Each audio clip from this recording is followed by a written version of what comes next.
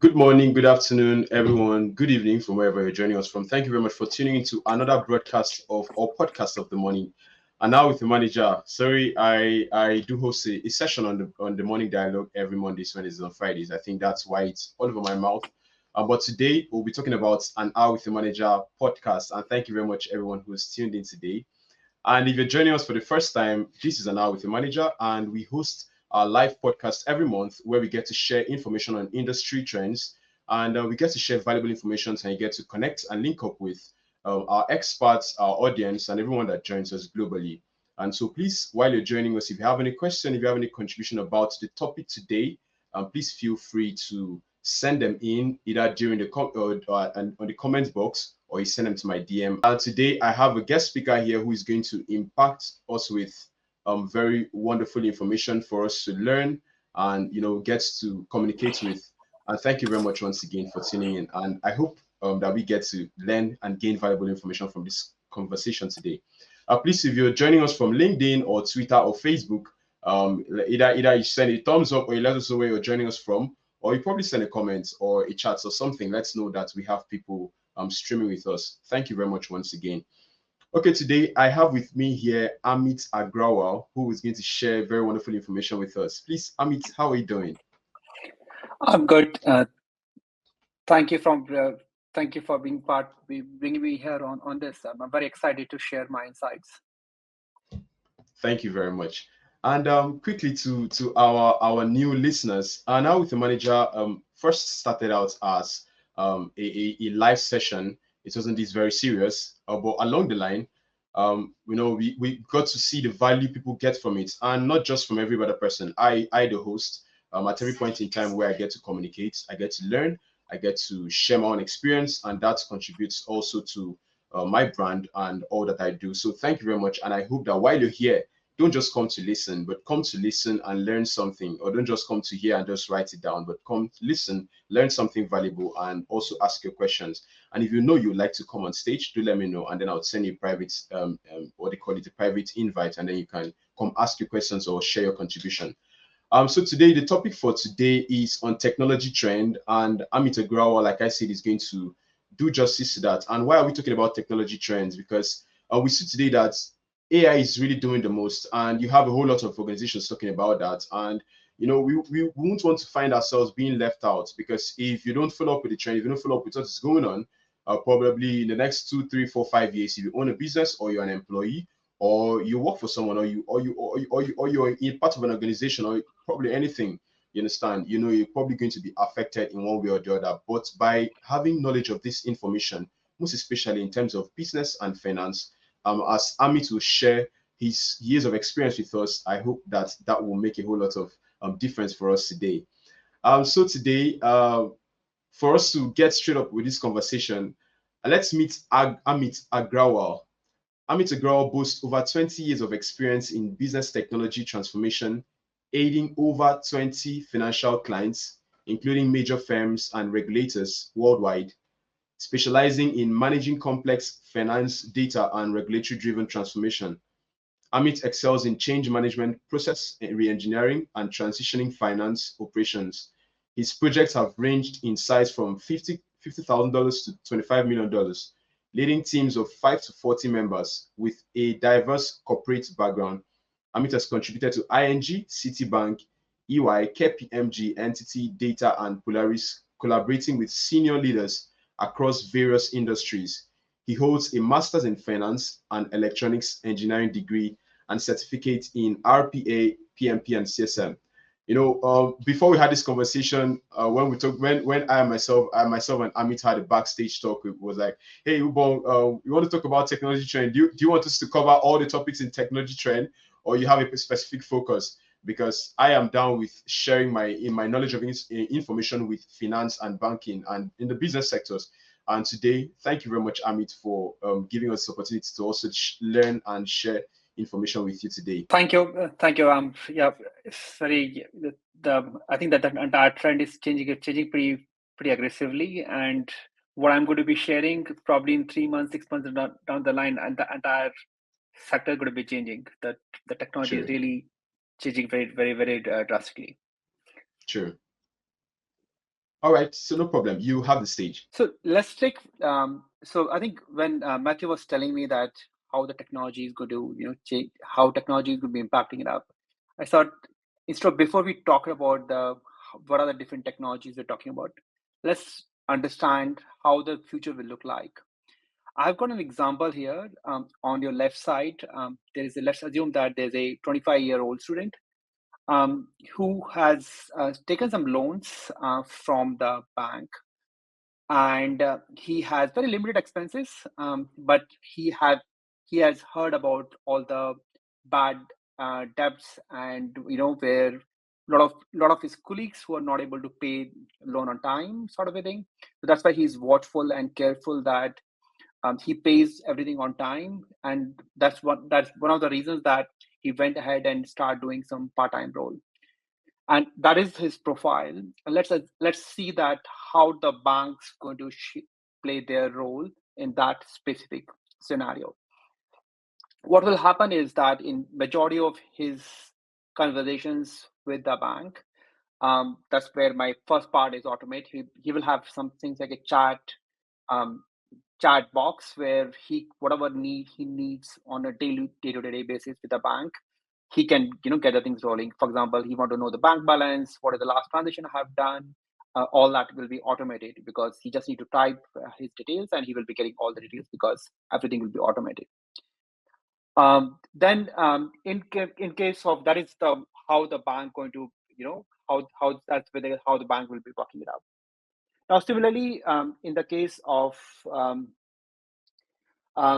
he can if you need any details in terms of his whatever money he's saving on the bank statements on the bank account, he will have something like a robo advisor where who can go and tell him, okay, you can go and invest in this specific ETF or specific product. Depending on his risk profile, he will be able to get some recommendations from the robo advisors in terms of where he can invest. So that basically where the bank will be like getting all this, provide the platform where these things can be aggregated at one place. So that's how the bank will be playing their role. Similarly, when we talk about like where he will have the information where, for example, he's currently earning say $30 or $40, like maybe an hour, and he will have his profile being there. Okay, if he increases by say $5 more, then he can reduce his loan. Instead of 5 years, he could give it in 4 years. Or if he increase by $10, then the loan will be able to he will be able to give it in maybe 3 years or 4 years. So all that of information will be there on the app itself, and where he will get all the information on fly. So that's where, because banks will be aggregating with different platforms to provide all this information more or less like a real time information. And bank will be able to connect with the details like his payments, like for example the transaction which he is currently doing. He will have some alerts being there with the bank, and wherever, like for example, he decided that every month he need to save say $50, and that specific month he starts to be spending maybe $60. You'll start getting some warnings saying that if you're going to be spending more, that is how the impact will be there. So that is where the because the bank, what the bank will be doing is they will be aggregating or orchestrating with his payment history, and he will be able to analyze that information and give him all the information on the fly. So the which is going to be very very different what the banks are currently doing. So that's the power of banking in next like maybe 10-15 years down the line, and how all this will be impacting, because that's something we'll try to understand more. Now, in terms of the key trends which is being coming up, is so yes, we talked about technology, but it is a mixture of technology plus business. There's like seven things which I can think of. Artificial intelligence, I think we all know about it. After ChatGPT, it has revolutionized the entire thing. How we get the things rolling. The cloud technology. cybersecurity, we'll talk about a little bit more. Blockchain, buy now, pay later. This especially Matthew has told me to talk about this because that's very exciting topic for him also. And sustainable finance and open banking.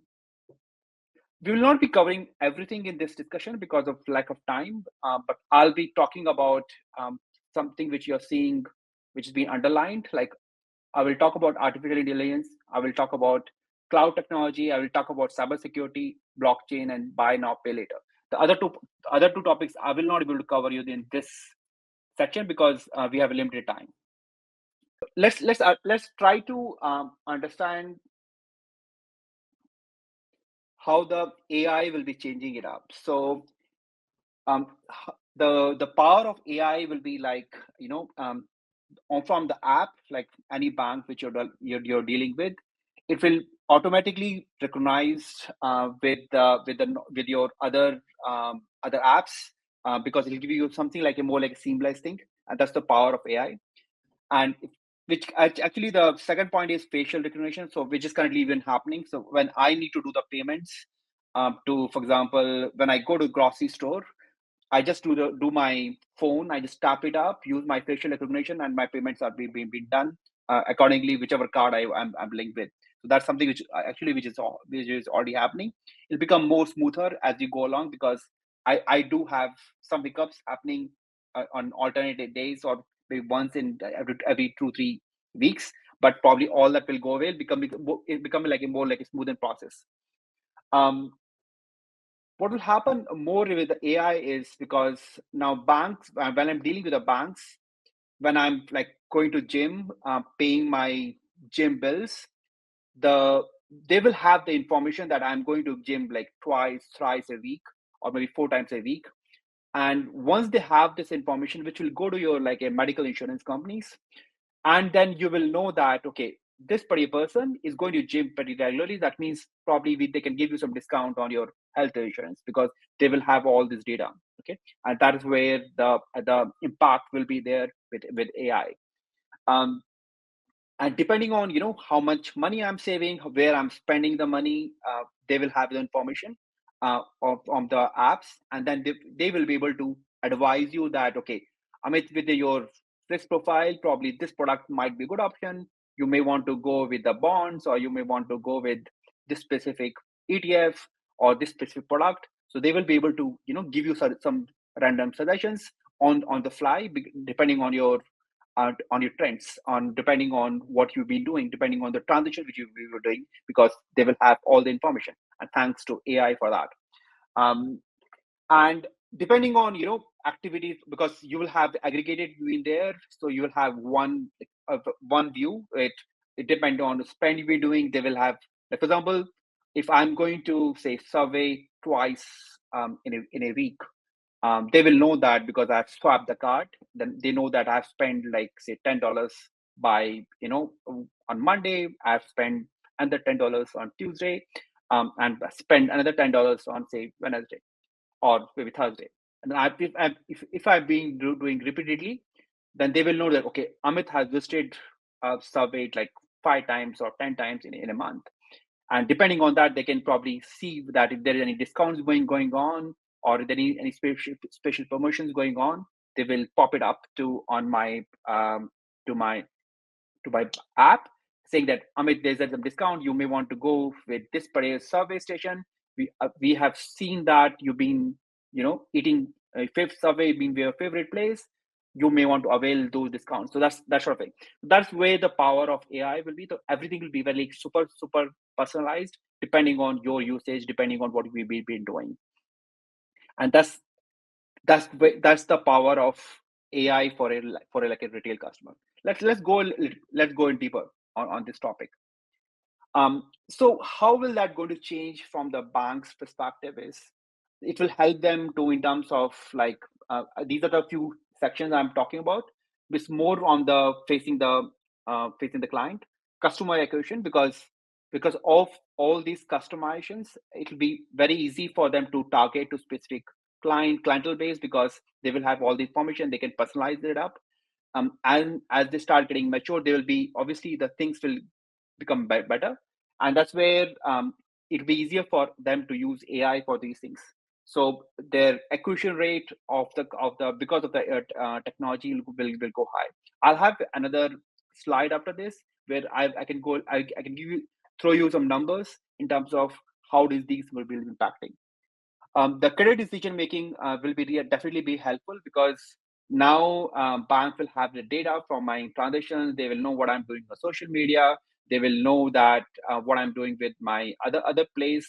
They will be able to make a decision much more better, and they will able to optimize the pricing. As I was telling you earlier, like for example, if they need to take any health insurance, they know they have the details about my my details might going to go to gym. On depending on that, they will be able to figure out, okay, Amit, probably we can give you some discount here, or we may not be able to give a discount, or if it can even go other way around.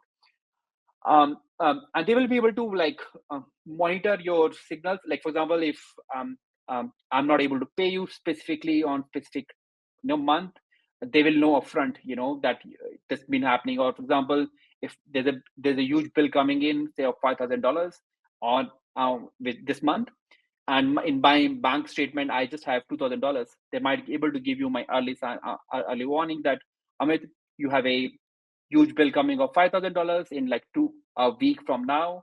You only have $2,000 in your bank account. Do you want to do something about it? Because I see that there is a automatic payment of this particular card from your bank account, and I don't see the money in the account. Do you want to transfer some amount so that I can do this payment to this credit card on that specific day? So that sort of a customization they will be able to do it up. And obviously with all these things happening, you will have a better bonding with the banks because they will exactly know. And just imagine that if banks being or the financial institutions being giving you this thing over a period of like maybe 3-4 months, you don't want to change because they did already know you very well. So you don't want to move from one bank to another bank because then you might need to restart the entire thing. So that sort of a thing. So you'll be starting having deepening relationship with the bank. That's where the AI will be changing the entire thing, with how, in terms of how do you manage, how do you get the things moving, how do you personalize the things. So that's the power of AI. Let's Here are some numbers. So I think what we're talking about is generative AI is going to will help you to create anything value of between 200 billion to like 340 billion. So that's the numbers coming from McKinsey. So you can see the majority of the sectors which has been impacting is mainly on the corporate banking, risk and legal side, and retail banking. That's you'll see those bars being there because all majority of the things will be automated and that's where these are the three main sectors which will be majorly be impacted because of within the banking sector, within the financial services. Because of the automation and majority of the process can be streamlined. Yeah. So yeah. So that's all I have on AI. Let's go further on the other topics. So this is more on the cloud, which was my second topic. So the thing is, from the cloud perspective, there are three parts. One is rejuvenate, which basically means that how will the IT optimization will be happening because of the cloud. I have a use case for this after this slide, which I will talk about it. So basically, if just imagine that if you need to buy a new server, and if you're not in cloud, you probably need to go order a server, and that will take maybe a week or 2 weeks for the server to come in. You need to probably set it up, and then you need to start installing it up and all those things. So typically, turnaround on just for a small server, maybe anything between 3 to 4 weeks, provided everything happens on time. Now, some same scenario, if you need to buy a new server on a cloud, or either you're on AWS or Azure or whichever server maybe it will take maybe 10 minutes because servers already been there. You just need to add one more server. So that's where the power of cloud is. So if my turnaround time for me to have new servers or any operation is in maybe hours or days, instead of like weeks or months. So I think that is where the power of cloud is, and that will help you to get the things moving faster and quicker. So that is one more on the optimization side. Because of this, you can have a lot of new tools, and you can probably innovate.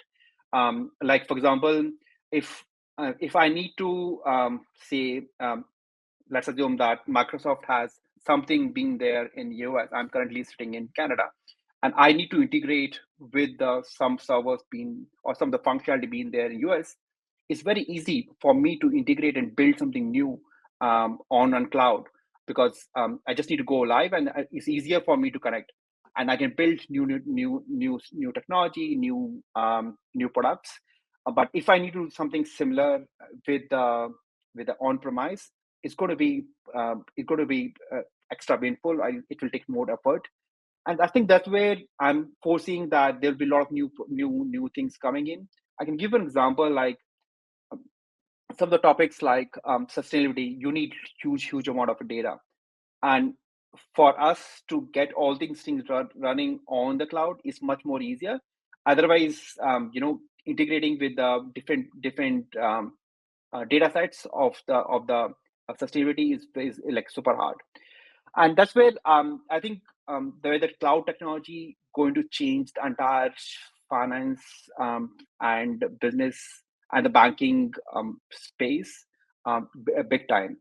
I have a small case study which talks about this and how they have helped them out. Give me one second.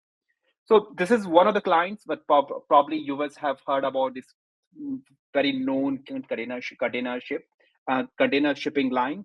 Uh, uh, and they have all this data on mainframes, and they were trying to figure out that what is the best way to go about it. They were processing around 21 billion transactions every year, and that's where they decided that they will move to the cloud. Obviously they have some challenges because they were initially on mainframes. They have their own proprietary hardware being assigned with what they may be doing. But when they started, thinking about it and start moving it up, the biggest part is they were able to save around $5 million annually, and that is where the um, power of cloud is. Because everything was they were able to optimize a lot of their expenses by going on a cloud. So that's why I believe that the iCloud is going to be going to be a change maker, and in terms of how we do the things. And I think a lot of our clients, a lot of things are already moving to the cloud. We will have more things coming in from the moving to the cloud perspective.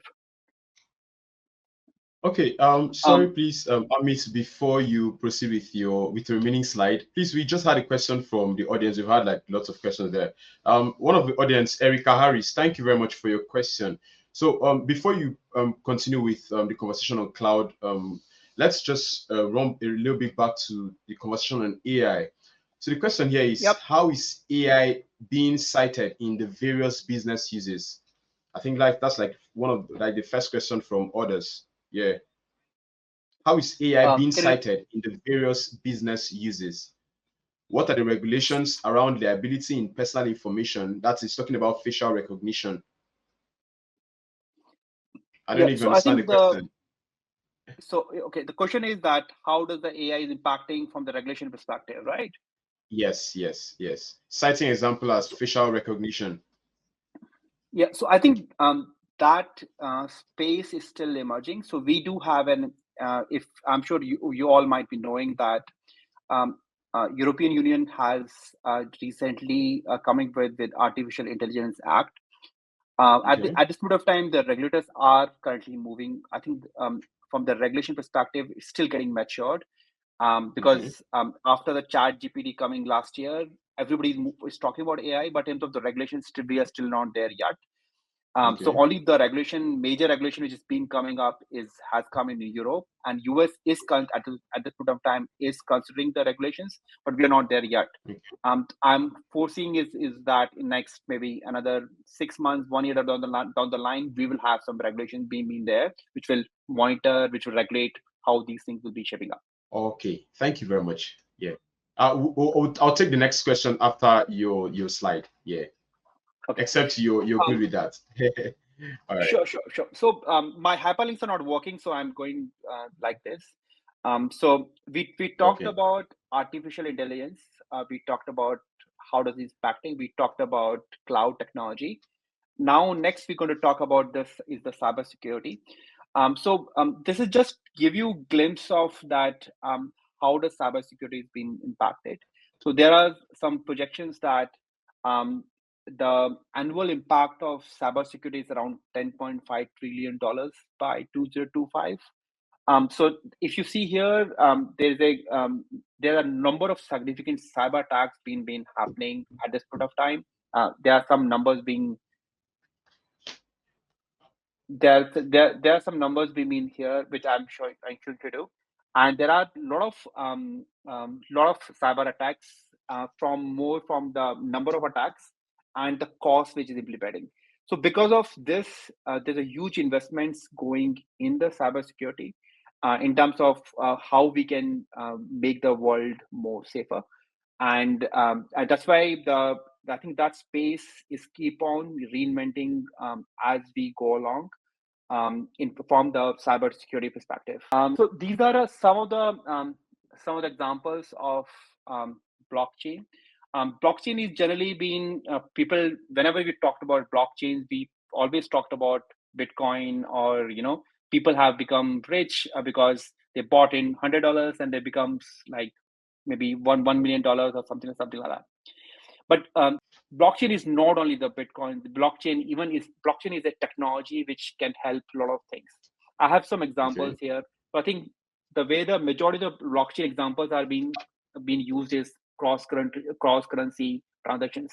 Like if you see the any turnaround time between if I need to send them money from, say, for example, Canada to, say, India, or maybe some other place, or maybe some part in, say, London, the turnaround time for a action is anything between 1 to 3 days. So I think blockchain is transforming that specific space, and where I might be able to do my transactions maybe within a day, or maybe less than time, or maybe it becomes real time because of the technology. Another good example of blockchain is the KYC, with KYC stands for Know Your Customer. Now, what happens is if you go to like multiple banks within a country, then you need to provide your information multiple times. So if I go to bank one, I provide my passport details, my photo ID, and if I need to go to another bank, then I need to provide them same information again. If I open in the third bank, then I need to provide the same information. Just imagine that if I just need to provide this information at one place, and majority of the banks can pick it up from this one centralized place. So I think that's another very good examples of blockchain. So I think at this moment of time, a lot of interesting things are happening. I've shown you some of the examples where banks are using the blockchain to transform the finance and business area, and this is an emerging area. And now what is happening is blockchain plus AI. So I think there are a lot of new products, a lot of new things will be coming in. So just have a watch how the blockchain is transforming the entire landscape. So I think now let's talk about BN business, buy now, pay later. So that is a very emerging area, and a lot of investments. Everybody is very excited about it. I've shown you some numbers here in terms of where the growth is coming. I think it's been very famous between the age group of 18 to 44, because I think that's where those are people are been using it up. In terms of the purchases, where this has been used is more in terms of electronic products, clothings. I'll talk about a bit more on this. In terms of what are the different models been coming up. So what we've been seeing is these are like 5-6 different models being coming up. So for example, if you need to, buying from Amazon, that's where, you can, maybe they will have an option that, okay, you can pay after 5 days, 10 days sort of a thing, or 15 days sort of a thing. There are like transactions where I'm using my credit card to buy, say, my phone, that iPhone, which is going to cost me maybe say $1,000. Then those specific transactions, then the bank will have some specific arrangements. In some of the places, they will say, okay, you can pay that thing on maybe 10 different installments, or some of the scenarios they will say, okay, sir, you just need to pay 1%, 2% interest, those specific scenarios. There are some other examples, like if you end up in buying, say, air conditioner or TV, or like, smart TV, which is going to cost $3,000, $4,000, and you may want to, use the same thing, buy now and pay later, or they even call it up, like, rent it out right now and it's paying the installments. So there are different models coming in, but this very exciting space, which is emerging big time, and I'm foreseeing that there'll be a lot of new things coming in that specific space, because of the amount of flexibility which it gives to the end customer in terms of the buying the things. There were days where, if you talk about like 10, 15 years back, if you need to buy something, you need to have, spend everything on day one, spend. But now you can divide the same amount into smaller installments, and that's the convenience it begin, and that's why there's a very, very strong demand, especially with a young generation between 18 to 30 age group, on these things, so that they can afford new things because of B and PL. Okay. Sorry, Amit. Thank you very much so Sure. far for your presentation. And I know the conversation on technology trends, even when we had our backstage talk, like I said, you just told me, man, Ubong, that the conversation on technology is vague. But if we have to cover it in a day, we'll have to forget about the of our activities. But while you're conversing, we'll have to be taking questions so that we can still have room for more contributions and more take on this to make it more interactive for everyone to to grasp something while they listen to us. So a question from the audience here is, how is AI chatbots being programmed with changing landscapes? That's machine learning. And will AI be incorporated into all personal spaces? Talking an emphasis on licenses, passports, and visas. Thank you, Erica, for that question. If I understand correctly, so you're saying what is the impact of artificial intelligence on something like visa processing and all stuff? Yes. And chatbots and chatbot programming. How is AI chatbot being programmed? Maybe just something to learn, because we're going to have a talk on chatbots. Erica, we're going to have a chat on chatbot by 28, where we're going to talk about we're going to talk further on how we can integrate that into businesses. But Amit today will still do justice to that. Yeah, so I think, okay, so at this point of time, I guess the artificial intelligence is not, I've not seen any use case specifically being used in visa processing at this point of time.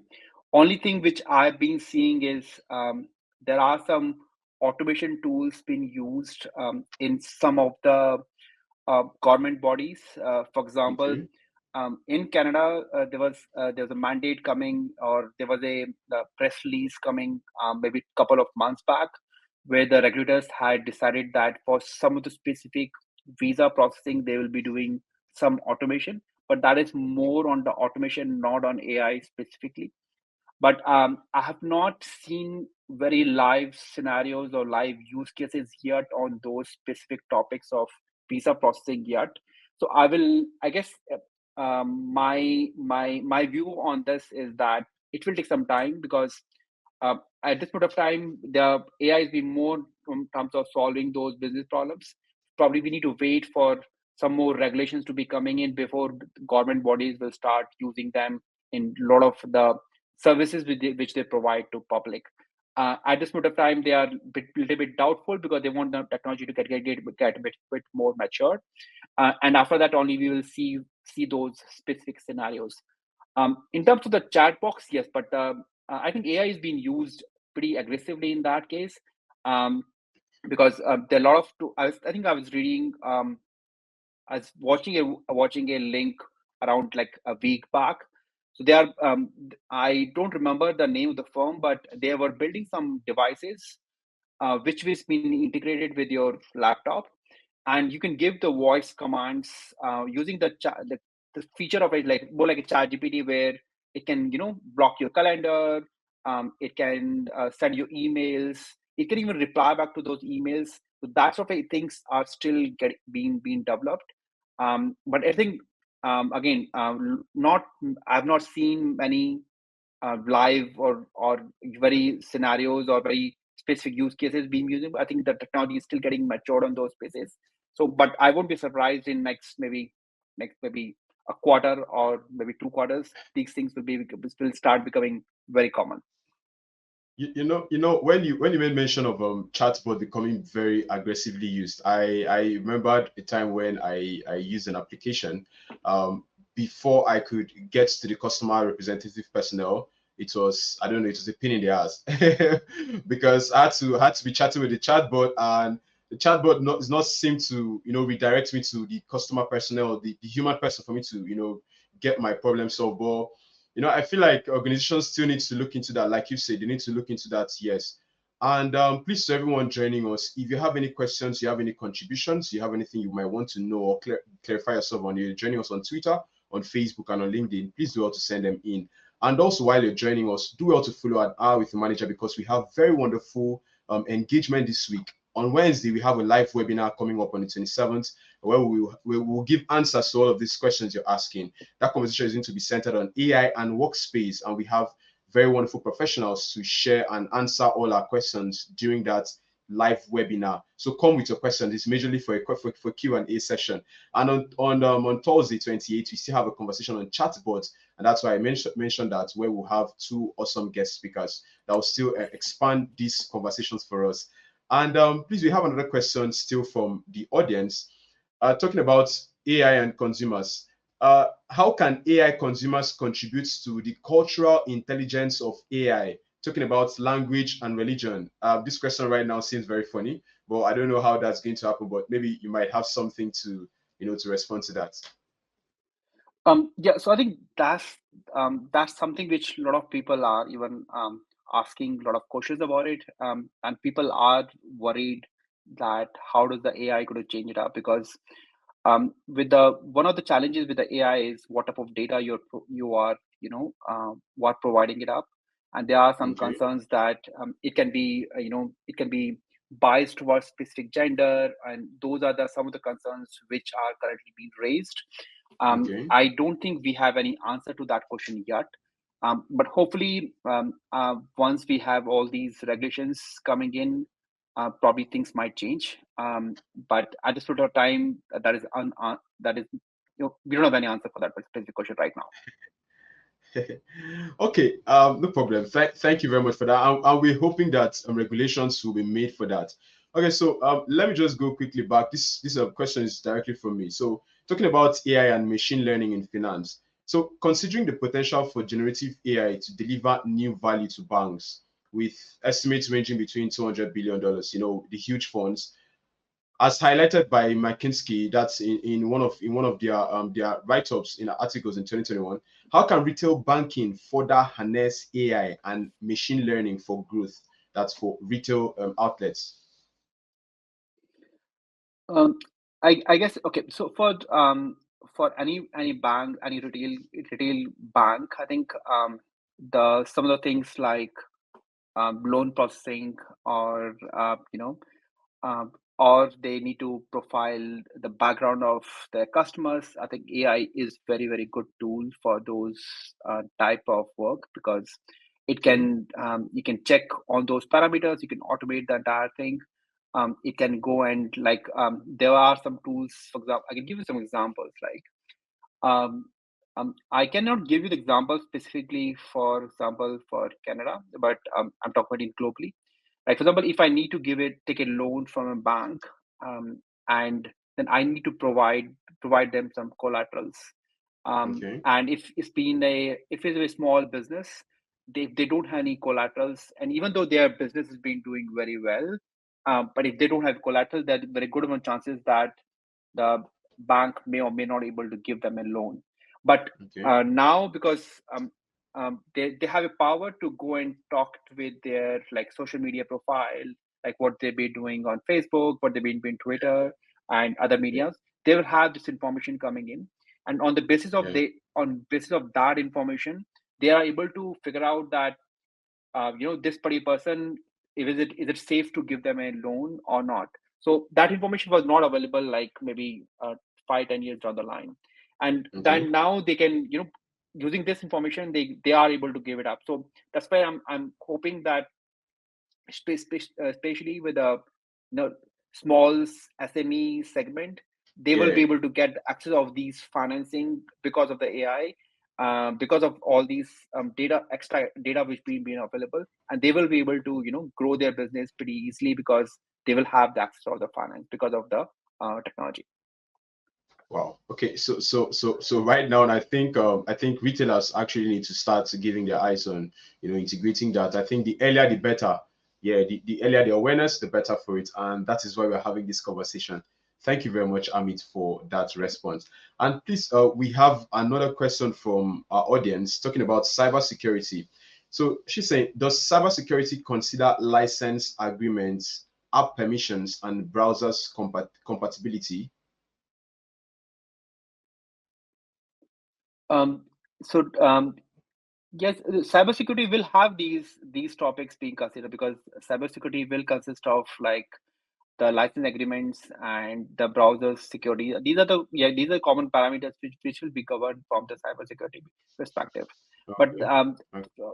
that's question is a little bit. I'm not too sure what exactly she's trying to understand. But these are the few things which will definitely be, you know, will be in consideration for from the cybersecurity perspective. But these are not enough for us to figure out that whether, like, for example, if I'm using the latest browser, it doesn't mean that I'm safe from the cybersecurity perspective. True. Yeah. All right. Thank you very much. I feel like technology itself, in as much as we leverage it for business, we leverage it for growth, we leverage it for everything that we're doing for today and the future. I still feel like everybody needs to be aware that yes, as much as this thing is sweet, it also has a bitter part, and probably the hackers are always snooping around. So I feel like everybody needs to get themselves insured, and that was why we had this conversation on insurance sometime last month, and that was a very wonderful one. Thank you very much also for emphasizing on that. And we have another question here on blockchain, saying, with blockchain marketing, networks, logistics being global, how are risks being managed across spaces, that is US consumers buying from foreign countries with different regulations?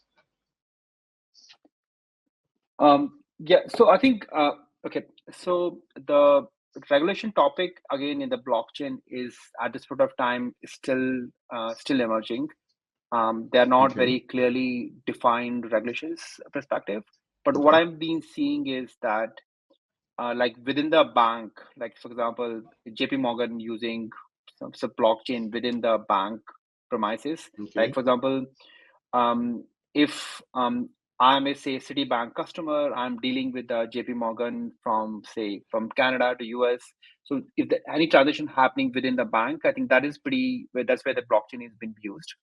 We do have some specific scenarios Okay. which I've seen, for example, in Singapore, like the local regulator MAS they've been very um, proactively been testing the cross-border currency transactions at this sort of time, but it's still in the beta stage.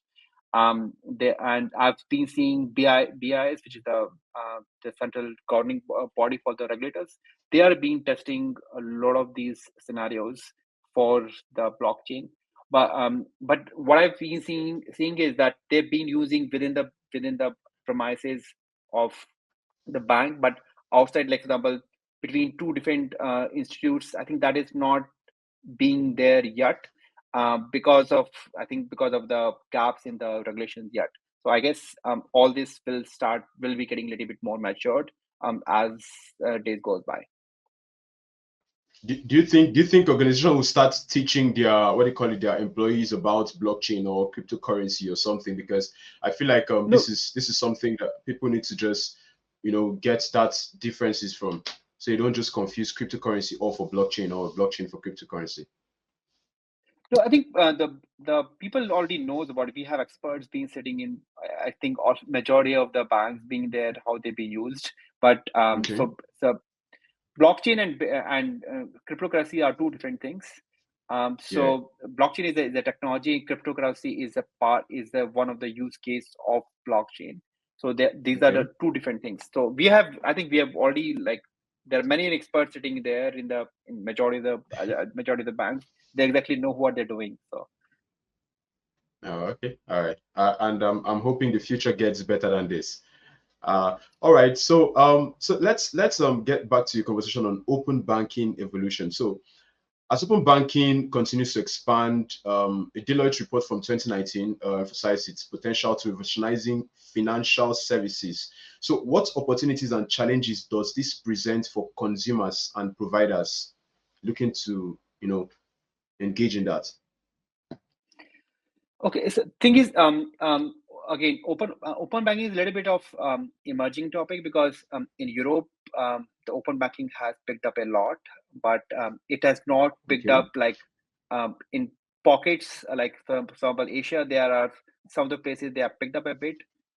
In Canada, they are trying to push for the open banking, but it's not been opened yet. So I think is not being very successful globally, but there are some of the areas like Europe and all, there open banking is definitely being very very commonly being used. But the advantage of that open banking, probably I think majority of the audience will know that the advantage of open banking is you can between the banks you can start speaking with each other. That will give you the consolidated information, sort of a thing. So that's something which is good part of open banking. Probably that will help that will transform the way that we do the banking at this point of time. But in terms of the regulations being there, it'll be good if we have global regulations which will mandate everywhere. But at this point of time, it's not been there. So we have in pocket of the countries or the world, we have something coming in, and other part of the world is not been there yet. Do you think it's going to be a smooth ground for what do you call it, for people to adopt? Maybe let's say globally for continents to probably adopt, to make it a general system to do business with and probably do banking. It's bit hard to say this because it all depends on the regulations. Because if you see in Europe, the regulators have been very prompt and they're smooth on the things. But in other part of the world, they are still waiting for the regulations to be coming in. So it all depends on how the priority of the governments in the individual countries. If they support these things, probably things will change a little bit more, different. Definitely, you're going to change much more faster. But if there are no regulations coming, it's going to be hard. Okay. I just got a what do you call it? A question from, I don't know if this is a question. Sade, please let me know if what you're writing for us is a question. Okay, well, I think we're going to get back to this. All right, so I just want to get back to your conversation on buy now and pay later, which is a very interesting conversation I like, and I think I shared that with you. As buy now and pay later services surge in popularity, it's becoming a general thing. And going over Accenture's data in 2020, where they predicted significant increase in consumer adoption, how does this trend impact traditional credit systems? I guess okay. Thing is, it has just to give you a little bit of history that the buy now pay later, when it emerges around a year back, everybody was very excited that this is something change the entire finance industry and all stuff. But the data of till last year is becoming a little bit slow. because of the higher interest rate that we're trying, or there can be other factors also. But in 2023 especially, it's comparatively, it has not gone up. It has been stagnant and it's gone down. But the Okay. thing is, from the credit card processing perspective, from that perspective, I think buy now pay later will change the how do the credit processing happens in future, because it gives you a lot of convenience in terms of Okay. how do you do the payments. As telling you Okay. earlier, when we talk about this topic, that the major good part is that if I need to spend say $3,000, $4,000 on buying a Okay. new electronic stuff, like electronic TV, or maybe high end of a phone or iPhone or something like that, which is cost so Yeah. much of my money, which I don't Yeah. have, and I don't have the money to pay right now. Yeah. Buy now pay later make things very very convenient in terms of Okay. me affording that particular device or that particular Okay. smart TV right now, and I can pay it later. So I think you'll definitely is catching up, especially in the young generation between 18 to 35, in that age group. So I do see a lot of potential space, and I do foresee that there will be a lot of new things coming in that space, especially now because of the technology. They will be able to do the background checking and also much more faster. So I'm hoping that this should be an emerging space where we might have more new products coming, and people, that would make the things convenient for people to go and buy these things by using that particular approach. Okay, thank you very much for responding to that.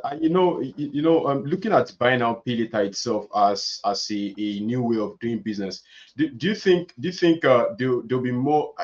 Yes, probably regulations might come up, but don't you think that way we'll be having more debtors in terms of customers or consumers actually owing business, or will there be a better way to handle that? Because you don't have to find anybody. I'll take for instance, let's see, over in Nigeria, there's this thing that happens. Probably if you want to go get a loan, and then when you get a loan, you get to have DMs, like you get to have DMs to refund the loan, and you're having DMs every day. They're sending DMs to probably your close personnel, and the kind of messages that are going there are not very funny. You understand? So probably you probably signed that. Oh, okay, I'm going to pay this thing by this time. Things fall apart, and then that's not possible. Don't you think businesses will be having that issues, or having that moments where they don't have to have physical funds to push up for business? I definitely, definitely a risk linked with it. So I think that's where that becomes a catchy for financial institutions, or the financial institution who's giving you this product, because they know Okay. that the out of maybe, I'm not sure, I can throw some numbers here, but that's where they're going to be earning from it. But thing is, as the end customer, um, I guess you need to be mindful that what are you buying, and if you think you can't afford it, my recommendation is don't go for it. Like for example, if you need to buy a phone and which you think you will not be able to pay in next 10 or 12 or 24 installments, then please don't go and buy. Because yes, it looks interesting that you can afford a phone, but if you can't do it, and if you don't understand those things, let's not go in, because you will unnecessarily catch hold of the debt issues, and you will be end up in the amount of interest rate which is being there is huge. And that's where that's where the challenge is. So you need to be, if you don't understand, don't do it. That's my recommendation. But if you understand that, do it, that's fine. I can give you an example. Like a lot of people don't understand how to use the credit card, and they Okay. just buy spend now. They think that, okay, I will pay them in next maybe 3-4 months, but they don't Yeah. understand that if you don't pay on time, the amount of interest we'll be charging every month is huge. So Wow. you need to be mindful that, whatever these products, you need to understand these products very well. And they're generally a lot of financial institutions, or a lot of the people write all these things in very small letters. So you need to understand these things very well before you go and avail these products. It means there'll be room for collateral, so people don't dash out. So people don't dash out with products. All right, thank you very much, Amit, for that response, and thank you very much everyone who's tuned into another episode of Now with the Manager. And today we've had very wonderful conversation with Amit Agrawal, who's been able to share his wealth of experience. And please, if you have any question after this stream or within this stream, do want to send it to my DM, or you connect with Amit on LinkedIn and at Amit. I think that will make a whole lot of sense. You connect with him, and then you can as well ask all of the questions and get to learn more. And don't forget that and Now with Manager will be hosting its live webinar on the 27th. On the 27th of this month, that is on Wednesday. And like I said, it's going to be a very interactive session. So please do well to join us, and that will be on Zoom Live. I think we have one last question from our audience here. Okay, so let me just read out. Say, blockchain is peer-to-peer database that has strict rules for adding data, assuming the same strict rules apply in cryptocurrency when linking banking institution, considering credit reliability, banking history. Please, I don't know if this is a question or is a comment. Let me check who. Okay, but I don't know if you understand. It said blockchain is peer-to-peer database that has strict rules for adding data, assuming the same strict rules apply in cryptocurrency when linking banking institutions, considering credit reliability, banking history. I don't know if you understand that. No, I don't. I wish I could get that question. Please, who asked that question should make it clear enough. Okay, Erica, please, can you make your question clear enough so that we can give answers to that? But so far so good. I think we've exhausted exactly 1 hour of our broadcast. Like I said, please stay tuned with us on the 28th. All of the questions about chatbots, all of the questions about what customers are going to be expecting in terms of the interactions of AI and chatbots will be answered by our guest speakers, Mandisa Makubalo and Reen. So do well to tune in. And 27, like I said, is our webinar. So please do well to follow up on the registration link. The registration link is on this very event. On Twitter, I've dropped that there, and also on Facebook and as well on LinkedIn. Please do well to connect also with Amit and connect with Now with the Manager. And also, for you to learn more and stay connected with all that we've been sharing. Like I said, here is an informative space where you get to learn and stay up to date with different trends. Do also follow us on Spotify and Apple Music and even on YouTube to watch and stay tuned with this conversation. Amit, please, before we wrap up this conversation, do you have any last word you'd like to share with our audience? Only thing is this, yes, technology is changing very fast, and it's a little bit harder for us to keep adapting ourselves. But just be watchful. Technology will definitely help, and making the things easier for us. And yeah, that's all, I guess. Thanks a lot. It was awesome to talk about it. Thank you very much, and thank you to everyone who's joined us. And I hope to have you guys join us again on 27th and 28th.